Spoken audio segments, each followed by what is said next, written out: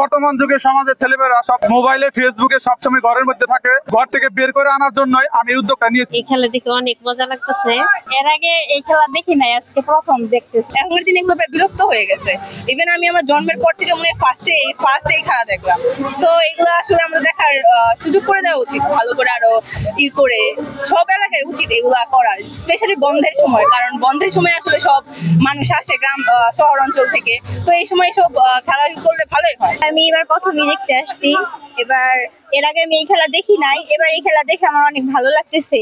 আমি আসছি, আমার পরিবারের আর অনেকেই আসছে, আমার আম্মু আসছে। এই খেলাটা অনেক সুন্দর খেলা, এই খেলা দেখে অনেক মজা লাগতেছে।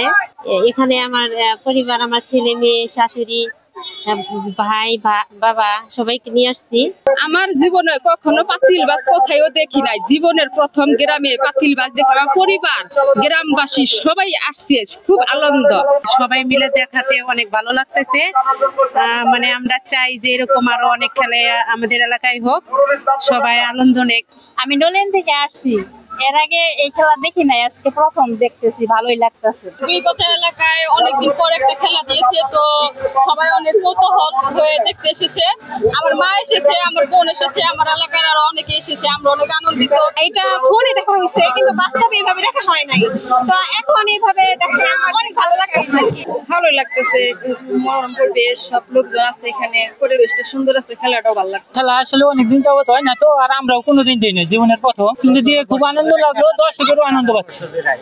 আমি সেকেন্ড হয়েছি তার বেলা না, আরো খেলা আছে, কি জান বাইকে যদি থাকে হয়তো পাওয়া যেতে পারে। খেলার হিসেবে আমার ভালোই লাগলো, আমি তো কোনোদিন খেলি নাই, এটাই জীবনের প্রথম।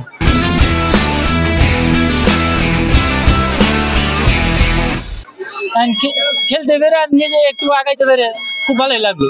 ভবিষ্যতে যদি এরকম খেলা আরো হয় তাহলে হয়তো আনন্দ উল্লাস হবে। আর আমার জীবনের প্রথম খেলা আজকে পাতিল বাইচ খেলা।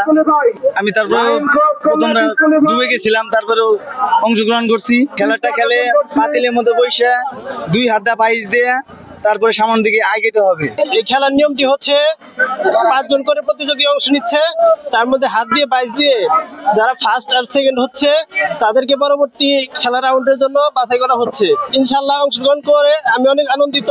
গুলিবাজার গ্রামবাসীকে অনেক ধন্যবাদ যারা এই খেলার আয়োজন করেছে। পাতিল বাইচ প্রতিযোগিতার উদ্যোক্তা আমি। আমাদের বর্তমান যুগে সমাজের ছেলেমেয়েরা সব মিডিয়ার জগতে মোবাইলে ফেসবুকে সবসময় ঘরের মধ্যে থাকে, এই ঘর থেকে বের করে আনার জন্যই আমি উদ্যোগটা নিয়েছি। মূলত এই গ্রামের বিগত 17 বছর আমরা অনেক কিছুই সঠিকভাবে করতে পারি নাই, তার জন্য আমরা এখন মুক্ত হয়েছি। এরকম একটা ব্যতিক্রম প্রতিযোগিতা অংশগ্রহণ করছি এর জন্যই যে নৌকা বাইচ অনেক বাইচ হয়, কিন্তু পাতিল বাইচ কখনো কোথাও হয় নাই। এই ব্যতিক্রম একটা আয়োজন, এই আয়োজনের মানুষকে উদ্বুদ্ধ করার জন্যই আমার এই উদ্যোগটা, আমার এইটা উদ্যোগ নেওয়া হয়েছে। আর গ্রামের সহজ সরল মানুষগুলো স্বাভাবিক সাধারণ জীবনযাপন করে। আমরা যারা শহরে থাকি তারা বিভিন্ন সময় বিভিন্ন জায়গায় বিনোদনের জন্য যায়, কিন্তু আমাদের গ্রামের সহজ সরল মানুষগুলো কোনো বিনোদন পায় না। বর্তমান যুগের ছেলেপেলেগুলো কোনো খেলাধুলার আয়োজন করে না। আগে হাডুগুডু খেলা হয়তো, ফুটবল খেলা হয়তো, এগুলা থেকে মানুষ বিমুখ হয়ে গেছে। মানুষ এখন ঘরের ভিতরে ঢুকে গেছে। এই ঘর থেকে বের করে আনার জন্যই আমার এই ব্যতিক্রম উদ্যোগ। এই ব্যতিক্রম উদ্যোগের জন্য আশেপাশে গ্রাম থেকে ছেলে মেয়ে অনেক লোক, এখানে প্রায় 5-6 হাজারের লোক সমাগম হয়েছে। প্রথম পর্বে আমাদের 26 তারিখে হয়ে গেছে, টোটাল 80 জন প্রতিযোগী অংশগ্রহণ করেছিল। আমরা 40 জন বাছাই করে দ্বিতীয় রাউন্ডে নিয়ে আসছি। এই 40 জন থেকে আমরা 5 জন করে অষ্টম রাউন্ডে খেলা দিয়েছি। 3 জন বাদ দিয়ে 2 জন করে রাখি 16 জন হয়েছে। এখন 16 জন থেকে 8 জন টিকবে, 8 জন থেকে 4 জন, 4 জন থেকে 2 জন, 2 জন থেকে চ্যাম্পিয়ন। যে চ্যাম্পিয়ন হবে সে আকর্ষণীয় একটি বাইসাইকেল পাবে। আর যে দ্বিতীয় হবে সে গ্যাসের সিলিন্ডার সহ গ্যাসের চুলা। তৃতীয় হবে হলো বড় একটা রাইস কুকার। চতুর্থ হলো ইলেকট্রিক আয়রন। বিবাহিত ছাড়া কেউ অংশগ্রহণ করতে পারে নাই, এটা হলো মূল আকর্ষণ ছিল। বিবাহিত ছাড়া কেউ এখানে অংশগ্রহণ করতে পারবে না।